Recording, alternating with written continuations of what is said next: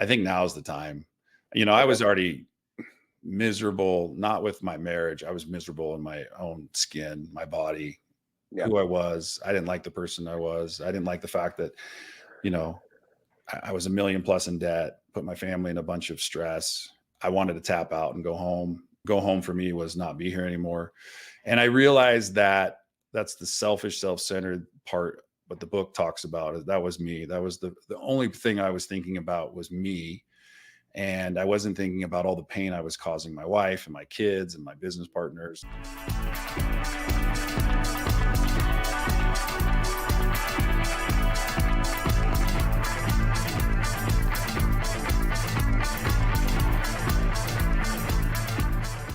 Hello, my friend, and welcome to another episode of I Love Being Sober, sponsored by Camelback Recovery, Arizona's preferred mental health and addiction treatment option to help newcomers on their path to recovery.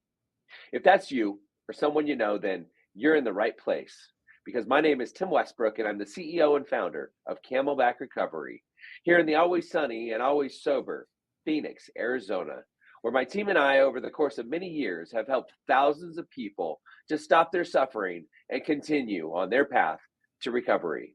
You will believe without a doubt, you will achieve what others doubt. That's a quote from my guest today, Tony Grebmeier.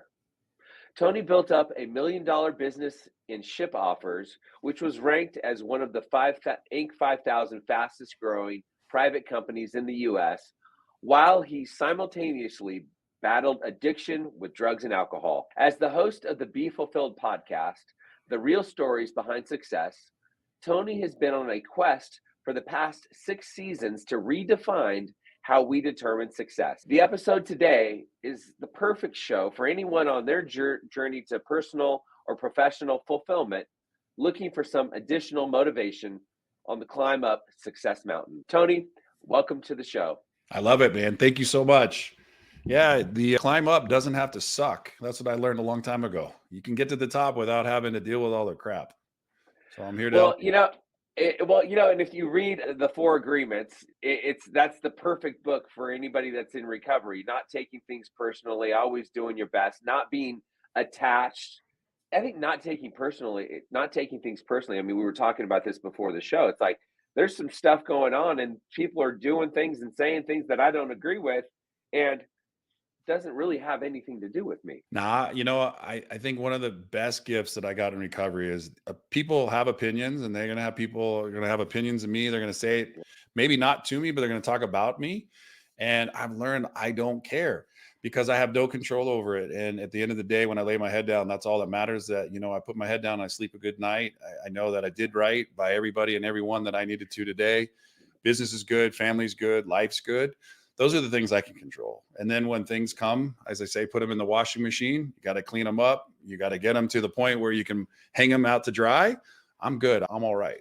And I've been blessed, and I'm super grateful that I, got into a business, got into recovery. I had no clue what recovery was, even though I'm a 5th generation alcoholic. So I had enough alcoholism around me. I just didn't know that there was a way out. I just thought you drank and then you died. I didn't know that you could get sober, you could get your life back or create a new life and, really put in the effort to change. And so I'm grateful for, they say a lot in the program, that there's a spiritual toolbox that's been put kind of at my feet. Just like there's a phone next to my bed. I've got options today. And if I choose not to pick them up, that's on me. Nobody else can do that. So if I pick up the toolbox today and I pick up the phone, I can call somebody, tell them I'm hurting. I can pray. I've got things today that I didn't have when I walked into the rooms 15 years ago. I didn't have any of that kind of stuff. I was all left to my own devices, and that was use, and I wanted to die. Well, I think you mentioned this earlier. It's like doing the next right thing, keeping my side of the street clean, and being in the program. I've learned how to be honest. I've learned how to do the next right thing, and I've learned how to be an honest person. And I watched a couple of speakers over the weekend at the Genius Network annual event. One of them being Anna Lemke and one of them being RFK Jr. And I don't remember who said what, but Anna Lemke talks about, and she wrote a book called Dopamine Nation. And she says the average person lies 2 times per day. And it's like just telling the truth. And if you don't tell the truth, you got to clean it up, meaning you got to make amends immediately, sooner rather than later. I think, actually, both of them kind of talked about this a little bit. RFK talked about, when he tells a lie, it's like, oh gosh, I got to stop and I got to come clean. And Anna talked about this too. She said even she catches herself in lies too. Like, oh my gosh, I waited at the grocery store. I was in line for 20 minutes. She's like, that was a lie. It really wasn't 20 minutes. It was really like 6 minutes. And so sometimes we lie for no reason. And being in the program, we learn how to be honest. And it's those little things that eventually spiral out of control. It's like the crack in the Hoover Dam. It's, the crack starts out as a little crack and it gets bigger and bigger and bigger until the dam finally breaks. And that's kind of the same thing with addiction and drinking and drugs. It You does. tell a little lie, it's a white lie. Little things become big things, and that's the problem. And when I was October 9th, 2008, I was locked up in my apartment, separated from my wife because I wanted to, move on with my life. At the time, my oldest said, "Dad, you used to be the strongest man I know. Now you're the weakest." And I just had a whole bunch of old tapes, and I try to help people today to create new mixtapes. When I was a kid and you were a kid, you had a tape recorder, you could push, play and record, and you could record those songs on the radio. And if you got really, really good, you could re-record and you could do it better each time. You could get more of that song. And so I've learned how to make a new mixtape today, because on October 9th, 2008, I tried to, kill myself. And a person called, my buddy John, and he knocked on my door and he said, "Tony, your life has meaning and purpose, but how you're living it right now doesn't." And he came in, sat down and talked to me, and he really just kind of told me, "Look, man, I see big things for you, but not what you're doing right now." And he left. About 30 minutes later, then a pastor friend of ours came by and he was concerned, and he said, "Hey, I see if you could just figure out some things and get rid of some things. I see you speaking, doing things, and I know in your heart that you're a good person. I know that you're just confused right now and you need some help, and let's figure out how to get you help." And it took me about 45 days until I got to the point where I'm like, all right, I need to call the only person I knew who was sober, that really basically was in recovery, around me. And I said something. He goes, "I'll pick you up." I'm like, "Well, can we do it tomorrow?" And so he Yeah. picked me up the next day. And 12/15 of '08, I walked into my first meeting, and I heard what I needed to hear. And if everything goes well, on the 15th, I'll celebrate 15 years in recovery. And the only thing I know that works today is I got to be honest. I got to be real. Yeah. And that's part of my growth formula that I talk about and teach, is that real is the most important thing. If I'm real with myself and real with you, I'm going to be able to get through things a lot easier. If I'm not, and I'm going to always have to remember what I said, I'm going to have to remember where I was and all this alibi crap. And that was my old life. And when my wife and I were in therapy, she looked at the therapist and she's like, "I just want the old Tony back." I'm like, "No, you don't. That old Tony was a horrible human. You want the new person that hasn't been invented yet." And Buckminster Fuller, one of my favorite guys to quote, he talks about, changing that existing reality. Like, if you want to build a new model, you got to build a new one that, makes that old one obsolete. Maybe there are some good things about it and you can take some things, but you got to build a brand new model. And that's what I've worked on every single day of my life. When I wake up, I'm like, what I did yesterday, Babe Ruth's home run, quote comes to my head. Yesterday's home runs don't win today's ball game. So I got to figure out what I can do today to be 1% better than I was yesterday. And that's all that matters. So let's go back to when did your drinking, what was your drug of choice? Everything.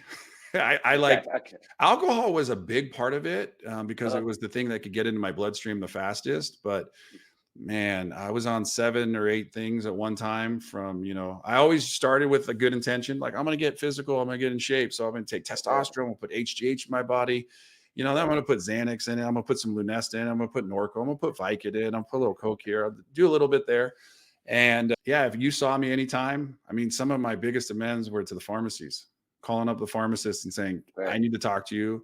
I know you would help me on a Friday. You'd get me a 90 script. I'd be back, Monday, trying to refill it with the doctor." Because I knew when the doctor left, and I knew the pharmacist was nice enough, she could kind of throw it through the weekend. And then I'd come back in and, see the doctor Monday, and I'd get another script. But I would blow through like 90 pills on a good weekend. So when did you first start drinking, doing drugs? Like, when did the alcoholic behavior start? Wow. We were talking about not too long ago. So I had my first 2 highballs at 2 years old. I stole them from my mom and my grandmother. I remember because they had to figure it out. My sister was around. I was passed out. They put, eggs and bacon in me and, shoved me to bed. And I guess I woke up and didn't complain much, but I've always been an alcoholic. So as long as I can remember watching my dad, it was very normal for me when I was watching people in the 70s, husband comes home, wife has slippers at the front door.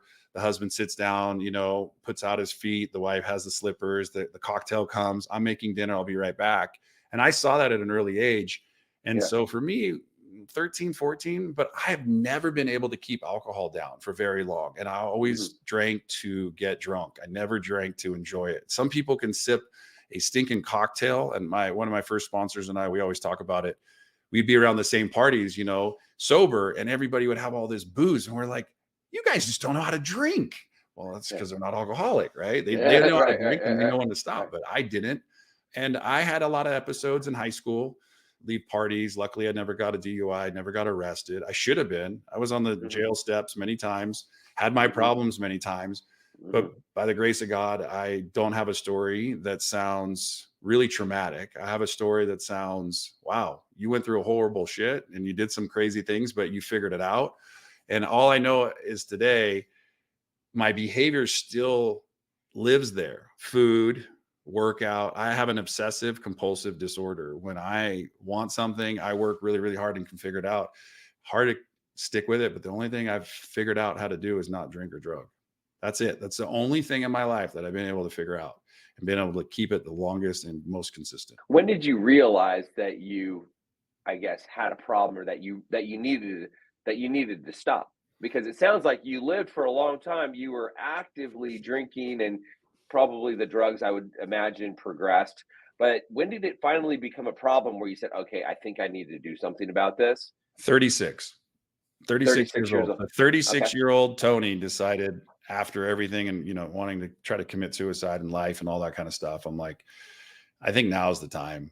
I Okay. was already miserable, not with my marriage. I was miserable in my own skin, my body, Yeah. who I was. I didn't like the person I was. I didn't like the fact that, I was $1 million plus in debt, put my family in a bunch of stress.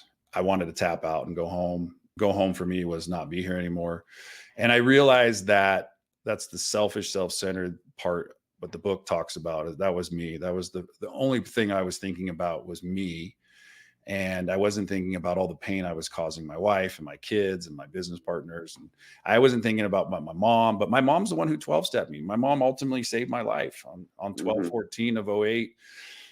She had a 45-minute conversation. 44 minutes of it was, no, I don't need your help, but thank you so much, I'm good, I've got this. And the last minute was, you know what, Mom, you're right, I do need help. And all she told me was that men and women in the program, because she dealt with my dad and saw it in my bloodline, they would be willing to help me if I was willing to help myself. That was it. Because I hate to sound naive but I didn't know about AA, man. My world wasn't that. My world was, Yeah. go fast. I was a radio air personality. I was in a club 6 to 7 nights a week.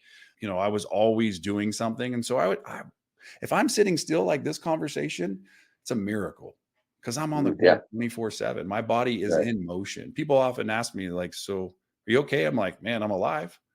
I said, that's sometimes all you're going to get out of me because I'm moving always to the next thing. And the program has finally taught me to breathe through everything and enjoy everything, regardless if it's working or not. So I can relate, because I didn't know. I mean, Alcoholics Anonymous was not something that the 12-step program was not something I was going to look at. And getting sober was not something I was really interested in either. So I can totally relate to that. So you have that. So that very first conversation, was that the very first time you finally were like, okay, I need to get sober? Yeah. Never thought about it at all before that. No, I Okay. mean, I thought it was completely normal to have a 6-pack of beer while your friend finished barely the first one. I thought it was like easy I just felt like you always had to have something moving through your body to survive. People would smoke a joint. I'm like, I'm not interested in that. That didn't do anything for me. All I did was want to make me fall asleep and eat food. And that sounded good for a couple times. But after that, it was a lazy drug. I chased the addiction. I chased the high, the speed. I chased the movement. Like if you could, Bob Proctor passed away a couple of years ago. He always talked about everything's energy, right? And I wanted to say, like at my height of my disease, if you put me under like a microscope, I would be like just vibrating the whole time. Right. Right. But also, this is what has helped me to get through my life. I mean, I've been working since I was old enough to know better. Three-time All-American in a sport. Anything I do over whatever is necessary. Part of me says I'm just wired a little differently. I lost both of my parents in the last, 10 years, and they were my biggest supporters and my biggest fans. My dad, when he got Alzheimer's and dementia, didn't know he drank, but I remember when I was like 1 or 2 years sober, he goes, "Well, me too." Right. And he didn't know, but that was just kind of his mind. And he came from a family that had all of the money, lost it all, and got it all back. And I realized that, you know what, my dad did that several times. I'm like, I lost 1 million. I was in debt. Everything was falling apart. And I just thought at 36, I'm like, all right, my mom said something on the phone that will always stick with me until the day I die. You have the ability to change the course of your children's history. You have the ability, by you becoming sober, you can change the course that they're on. Now, regardless if they drink or don't drink, that's not on me. However, I at least am a sounding board for them if they do want to have those conversations. So today, I feel good. I couldn't go to my dad and have those conversations. DUI was a normal thing. Oh, yeah, my car hit gravel. I crashed into a telephone pole. I'm fine. Like I just saw and heard the narrative so many times. So when 36 came and I was, not going to kill myself and I wanted to get recovery, and I just called the one person after taking the test online and pass, fail, all it told me was, you might have a drinking problem. So tell me about your first 90 days. What did you do your first 90 days or even your first 30 days of sobriety? What worked for you? Perfect. I love this question, and I appreciate you asking. So my first sponsor, Chris V, asked me to do like 90 and 90. He goes, I just need you to call me every day. He goes, every single day. And I want to say I was probably 24, 25 days in, and I didn't call him. Man, you want to talk about a pit in my stomach. I just thought like I let him down, but I let myself down. I made meetings every day, started working the steps right away, was still scared, nervous, didn't know, but I'm an outgoing person. So because of radio and kind of my personal kind of life, I learned to stick my hand out. And he suggested that I get as many phone numbers as I possibly could, on my cell phone, is ask as many people, men help men. That's for my case. And so he goes, just get as many men's phone numbers as you possibly can and figure out how you can call them. Don't wait for them to call you. They don't know you and you don't know them, but do what you know how to do, is just meet people. Right. So I Right. just picked up the phone and I started calling people. And some days I'd call 20 people just to say, hi, how are you? What are you doing? I'm new. Do you have any suggestions for me? And I think out of the 90 days, I may have missed 2 days of not checking in with him, but I made my meetings and did my work. And all I can tell you is that it's different for everybody. The only thing that worked well for me was I need something and I need one thing to focus on. One. So no drinking, no drugging. It's that same line today. Don't do it no matter what. And so it was like, hey, get to a meeting. And I could do that. And then after the meeting, it was like, hey, call people. I can do that. After that, read your big book. I can do that. And I put a couple days together. And it's funny because I tend to meeting in Colorado. We give like a welcome chip, and then you get a 30, 60, 90. And now they kind of have like the variations of months. I mean, I've never picked up an 18-month chip. I mean, I'd never seen it or heard it, but like people give out 18-month chips. I was like, Yeah. okay, Right. Right. all I know is in my drawers, all my chips. And I couldn't be more grateful that I can pick up my welcome chip. It's the most important chip I ever held in my hand. It's like that 24-hour chip to say, okay, I have this deep desire not to drink today, no matter what. No matter what I'm feeling, thinking, or wanting to do, if I hold this, and I kept it in my pocket, and that's my reminder. I tap on it. And sometimes I forget my chip at home and I'll put a quarter in my pocket just to tap on it, just to know, hey, look, you made a commitment to yourself. That's the most important commitment you made. It's not about making everybody around you happy. It's about being, like you talked about earlier, honest, open. It's like being willing today. That's the how of this program. And that's the most important thing for me is early days set a foundational structure for you. And if you stay the course and you don't deviate and get as honest as you possibly can. And that's why for me, if I'm lying my stinking thinking is going to take over and I'm going to go do stupid stuff. But if I'm Right. being real, and I talk about sobriety, I talk about it with everybody I meet.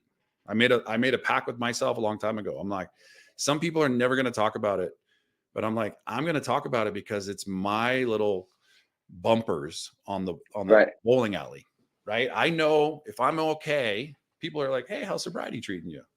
Oh, you got a milestone coming up. Oh, that's so cool, right?" And Right. attraction or promotion, you can talk about it. I try to live a life that attracts people who are interested in wanting to change. And then if we have the conversation, that's awesome. And some people are like, I don't know if I'm ready yet. They know that they could call me. That's basically what I've created my life to be. Right. So tell me about battling addiction while building ShipOffers simultaneously. I mean, most people, not well, I don't know if I'd say most people, but a lot of people that are trying to get sober, they're thinking about getting sober.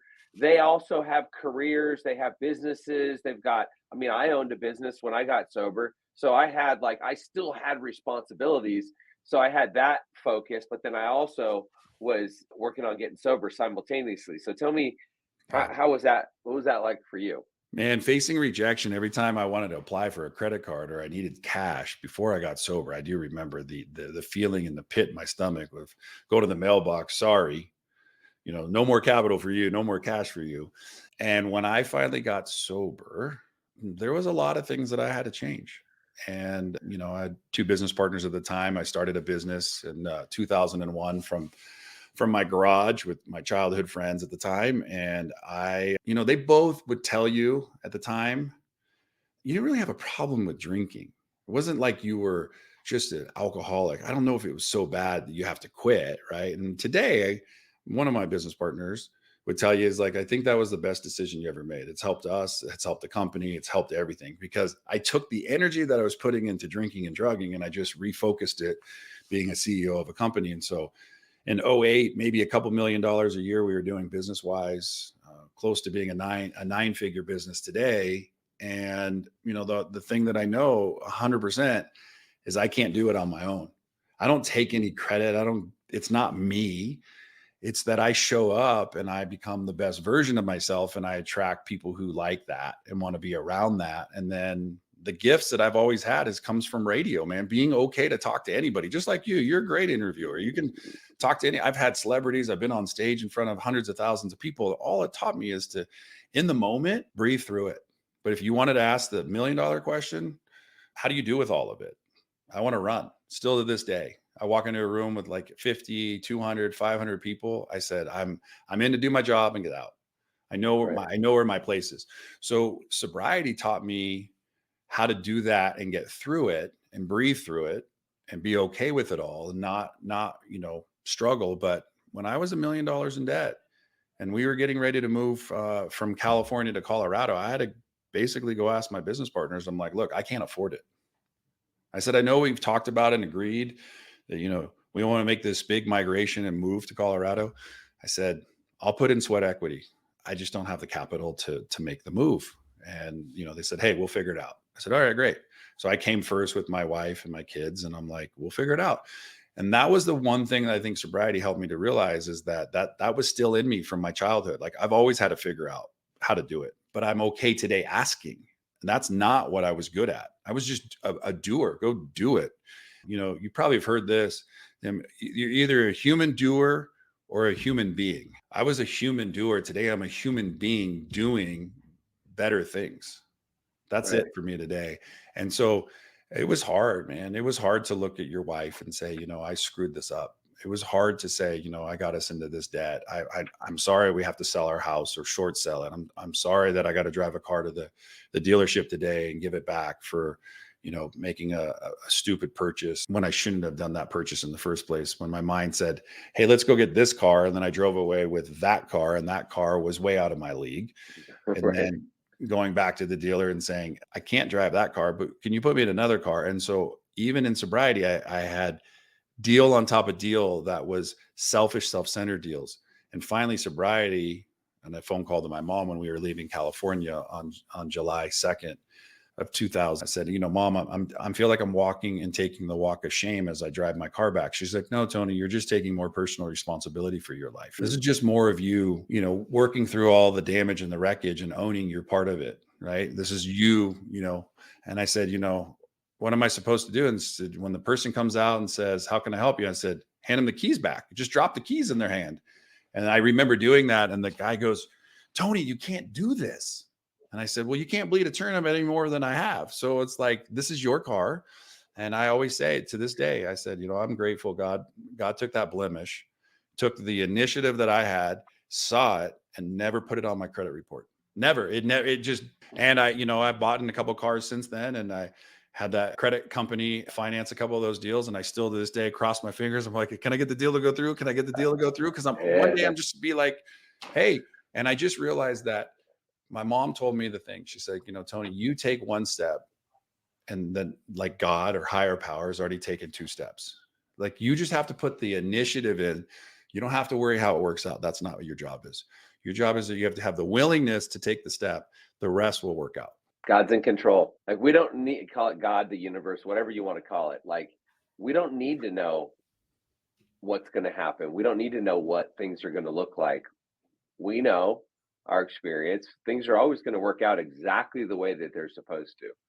And we might not be able to see it. Most of the time we can't see it, or many times we can't see it, but things always work out. And that's what I've learned too. It's like Tim doesn't need to be in control, because when Tim's in control, I'm stressed out. Things need to happen exactly a certain way. They never do work out the way that I think they should work out. And things always work out better than I could even have imagined. That always works out. You probably have heard this. Like, so when people say dream, Right. what's that thing that you want, that thing? And I always get back to this point. I said, whatever I'm thinking is so minimal in what is possible. So no matter if I'm going through something good or bad, so I call it the life's dumpster exercise that I like to help people with, and the good, the bad, and the ugly. It's all in our life's dumpster. So it's between me and whatever situation is our life's dumpster. And in my life's dumpster is everything I've gone through. It's the good, the bad, and the ugly. And I push it into everything. And I kind of don't know I'm pushing it, but I am pushing it. And the person on the other end of it doesn't know what I've gone through, but knows that I'm literally throwing grenades at them right now. And I like to help people walk around life's dumpster and start recycling that stuff that's inside it. Because that's really, I always ask myself, is this serving today, myself or others? If not, don't use it. It's just not useful to the world around me. And going through life's dumpster, I've been able to, on my amends list, I probably have 1 or 2 left. That's it. And I honestly can say it. We have a men's meeting that we attend on Wednesday mornings with a bunch of guys. And they ask that question, like, what's on your amends list? I'm like, man, I'd have a hard time looking at what's left. Because I learned, man, don't allow something to hold you back from living and being like the best version of yourself today. Like I owe so much of my credit to my program of recovery, my relationship with my higher power, to my wife, who, we were separated for 3 years. I mean, we were separated hardcore. I'd filed, like we were done. We just celebrated 25 years of marriage this year. Wow. Congratulations. Thank you. Rekindled relationships with my kids, my family, business. And I realized like all of it matters, not some of it, all of it. And I don't want to leave my conversation with you today, moving on to the next thing, without making sure that what you and I set out to do today, it's complete. That when my phone rings, that I'm present with people. These are all the gifts that I receive. These are not things that I was currently experiencing in my life when I was using. It was nothing of this sort was even available to me, because it was all selfish and self-centered things. How do I make more of this? How do I spend more of this? How do I get more of that? Why isn't everybody on my clock? Why is everybody, whatever the problem or situation was. And today I needed to go in and clean out my life's dumpster. I needed to stop pushing. And the goal is to get that dumpster to behind you as fast as possible, and realize that it was an event. It's not a lifetime. It happened. You got sober. It was an event. Now the rest of it is your lifetime of not drinking and drugging and helping other people to do the same if they choose to. But I'm not responsible for anybody else but me. Right. That's it. And I had to give up trying to change all the people in my life to do what I wanted. I realized that it was so much easier to not try to be the conductor today, to let the conductor be the person upstairs and let me just be in the orchestra where I am best needed. Maybe I'm the guy just being the runner, helping, but I do not have to try to be the conductor running every instrument to play, because that sounds like chaos and I don't like chaos. Right. I can relate to that. What do you do when life throws you a curveball or you're put through the ringer? I like that. I learned that gratitude is where I need to start. So growth for me is what I'd love to share is growth stands for grateful, real, open-minded, willingness, teachable, and happy. So no matter what I'm going through, I need to find gratitude. No matter what the situation is. I got a roof over my head, I got wheels on the ground, my heart's beating, I'm okay. That's enough. Put that down. Start there. Okay. And then ask myself the real question, all right, I need to be real. What's going on? What's my part in it? Am I causing it to continue? Like right now? Okay. And then I have to ask myself, am I open-minded and I'm going to be willing today to be teachable? Because I need to be teachable. There are lessons, my great neighbor and friend, Todd McGuire, says, everybody's a teacher teaching us what to do and not to do. There is a lesson in everything we experience in our day, but are you willing? Right. Like I always say, people get pissed because they see a cop going down the road or off to the side and, they slow down and panic. And I still do a little bit, but the reality is I'm like, it puts you in check. It Okay. just makes you pay attention. And, my negative thoughts will say, why is that jerk trying to get me today? I'm not doing anything wrong. I'm going only 5 miles an hour over the speed. Oh, justification. I'm trying to justify the situation. So when I'm Right. going through something, I realize that I am not thinking about anything other than Tony. And that's my ego at play. And so what I Right. got to do is I got to take a piece of paper out. I got to list at least 25 things that I'm grateful for. I got to say, Tony, what part of real are you not explaining to yourself and to others? Are you open-minded today? And if I'm not, then man, there's no willingness in Tony. And I'm going to just complain and blame everything that I'm going through on somebody else. And it's not until I take 100% ownership, become teachable, that I ultimately get to be happy no matter the situation, the good, the bad, and the ugly. My mom was my ultimate mentor, my coach, my best friend. I talked to her every single day, twice a day, up until she died last year. I loved my mom 100%. She got me into the program. She taught me a bunch of things. She showed me about life, but she told me, own everything that you do, not physically, but own everything you do. What was the thing that you need to clean up and go clean it up? And how can you be of service and help others today? So usually when I'm going through something, I need to say, all right, it's not about me right now. I need to go see how my friends are doing, because maybe they're going to help me without even me asking how to get through the situation I'm going through. Like today, you and I were talking. I'm like, prayer and meditation. My sponsor, Tom, always tells me, Tony, where's your prayer and meditation? Have you done any today? I'm like, no. Why not? Because I didn't make my program a priority. Why not? Because I was, up trying to take care of everything. Why not? Because I didn't get into gratitude. I didn't start the morning properly. So then, the morning just got away. And then by then I'm agitated and pissed off and frustrated. And that simple and grounding, getting back into gratitude is everything.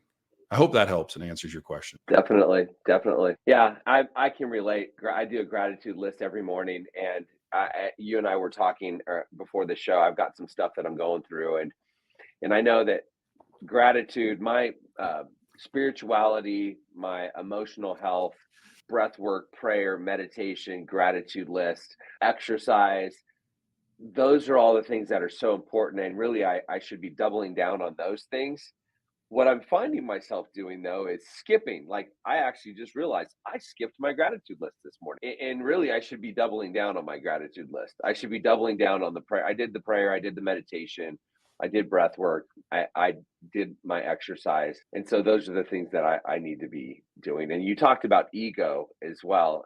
And I think you were mentioning something about ego before the show. Do you want to Yeah. speak to that? When I'm in ego, I'm edging good or God out, and from the book and everything that I've read. And it's funny, I just got a new device today. I got the little Lumen thing today, and it was having me do some breathing. You breathe in and blow out and you get your ketone measures and you kind of learn a little bit about yourself. And I was like, oh my gosh, I can't even keep the ball in the middle. Like I need to do more breath work, right? Than listening to Yeah. you. But man, when my ego's in play, there's nothing else going on. That's it. And smashing ego. And one of my good friends who knocked on my door after my first guy, Brandon, used to tell me, Tony, we need to smash the idols in your life. not American Idol. We need to smash some of these idols in your life. And, idols are things like masks that we wear and put on, and things that we think if we get this, we'll be better. And the reality is I am better when I am still. I am better when I am not running the show, but I am accountable for what I said I would do today. So I have a journal that I created. That first thing it asks you is, what's your current focus? If I skip over my current focus, very rarely will I ever have ego in my current focus. My ego's in charge today. No, it's like, I want to eat clean today, or, hey, I'd like to, I need to go work out. No, I get to go work out and I get to eat clean. These are all different choices. And so Right. I had to change my language patterns, and that helped me to get rid of my little ego that I had. I don't get to do just anything. I get to live the life I truly want today.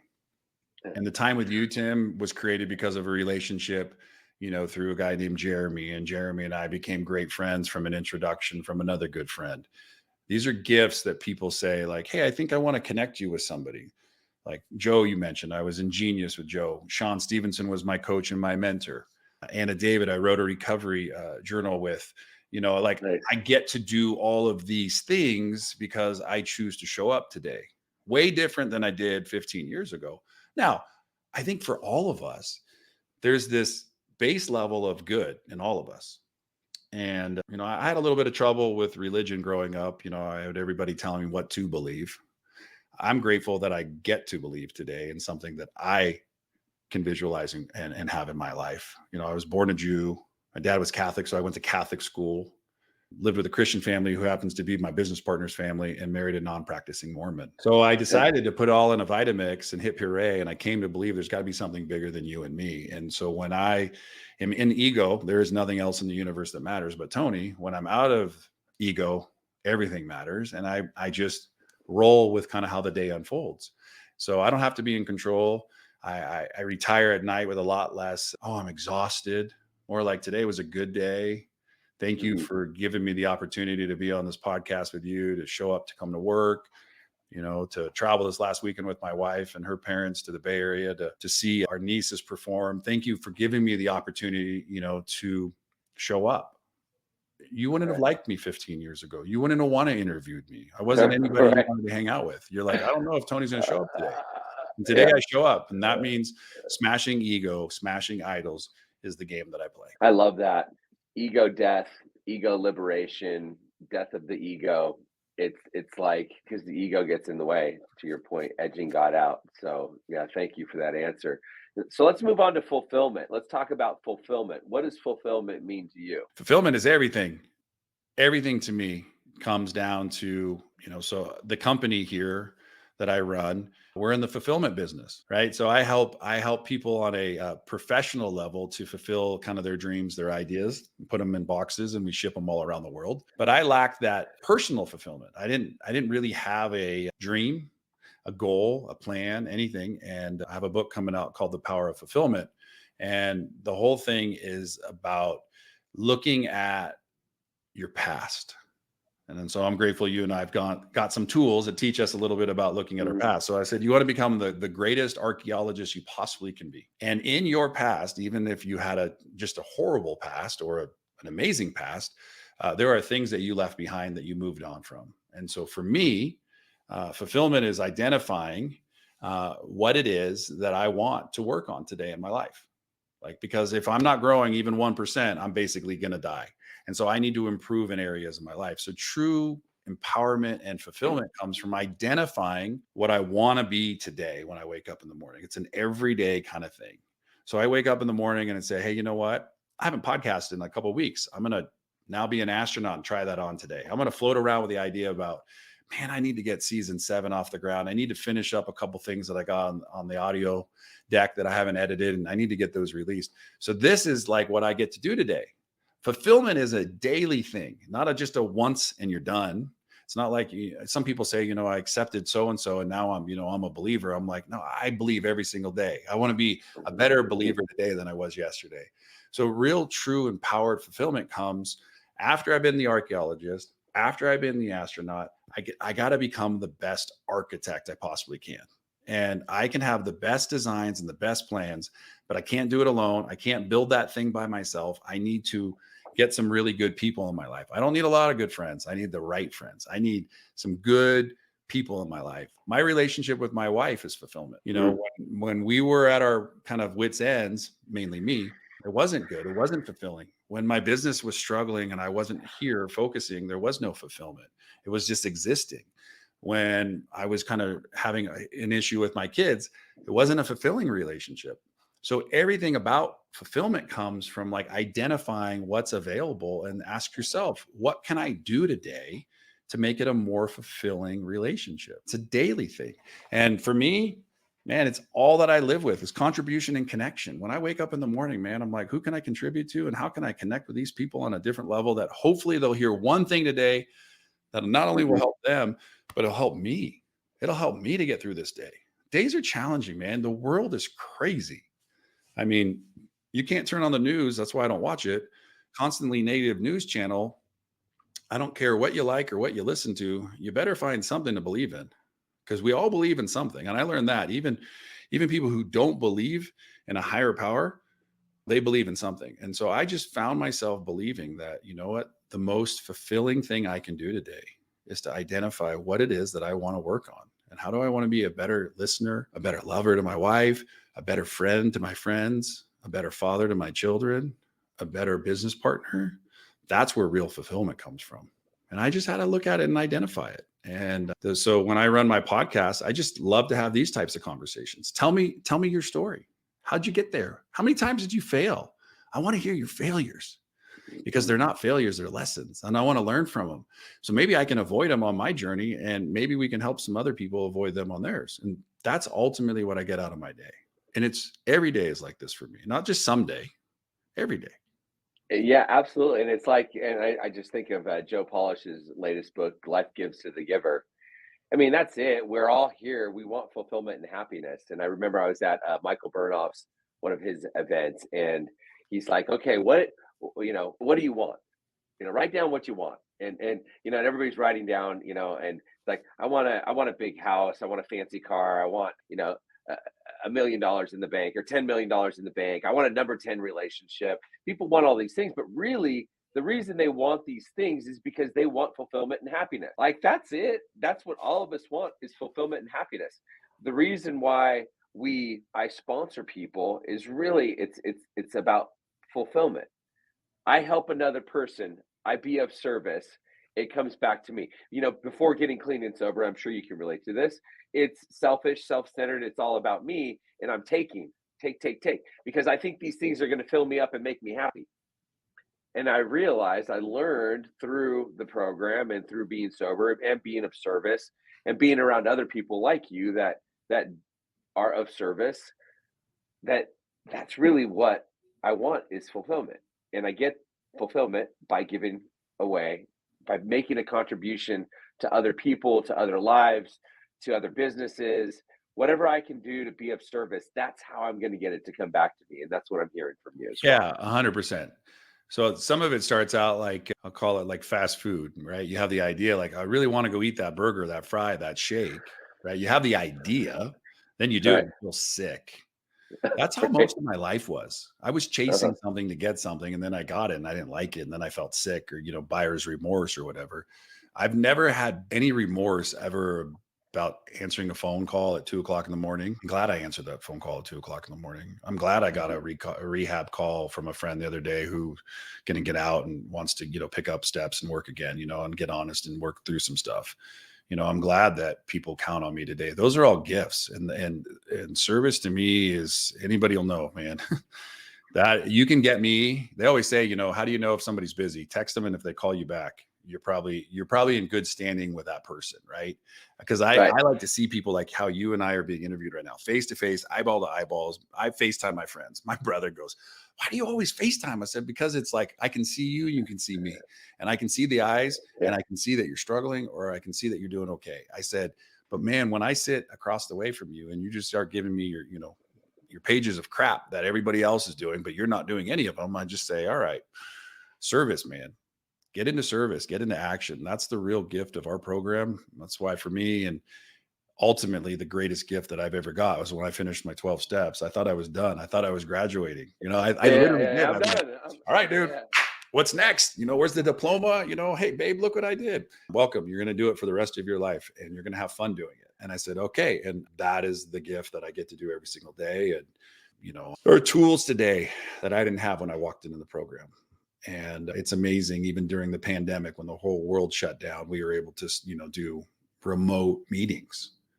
I mean, it was pretty stinking cool that technology's come in a good way, and like what you're doing and all the things that you're doing to help others. That's the ultimate give back, man. Like I don't want to say it, you got saved, but I feel like I did. I can say it for myself. I got saved. I got healed. I got an opportunity today to do better than I did yesterday. And I want to go help people who want to be helped, who are raising their hand. I always raise my hand when any newcomer, anybody needs help. I'm always raising my hand. I don't care, because somebody may need to hear what they need to hear, and it may come from a different person. I often said, like, I tried to get my kids wanted to play lacrosse, and I said, you guys should be goalies, man. I was a water polo goalie. Maybe you should be goalies. Like, Dad, I don't want to do that. Dad, I don't want to do that. Come to a game like Right. 3 weeks later, they're both goalies. I was Yeah. like, the messenger is from somebody else. And that's another smashing my ego. I just, I want what I wanted for them was not what they wanted at that time. And then they got what they wanted and they loved it. And I wasn't the one who told them. They found it from somebody else. And that's all you and I are doing today. We're running a baton race. The race doesn't end. And my goal is to just pass the baton to the person who wants to run today, side by side with me. I'm not in front of them or behind them. I'm side by side. If you want to run, I'll serve and I'll walk with you. We'll struggle together. We'll get up together. We'll work together. And that's ultimately how you win your best race. Tell me about the Be Fulfilled masterclass. Cool. Yeah. 12 steps. No, there's 12 classes in there.